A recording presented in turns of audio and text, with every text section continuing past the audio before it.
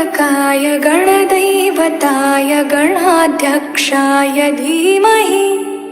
गुणशरीराय गुणमण्डिताय गुणेशानाय धीमहि गुणातीताय गुणाधीशाय गुणप्रविष्टाय धीमहि एकदन्ताय वक्रतुण्डाय गौरीतनयाय धीमहि गजेशानाय भालचन्द्राय श्रीगणेशाय धीमहि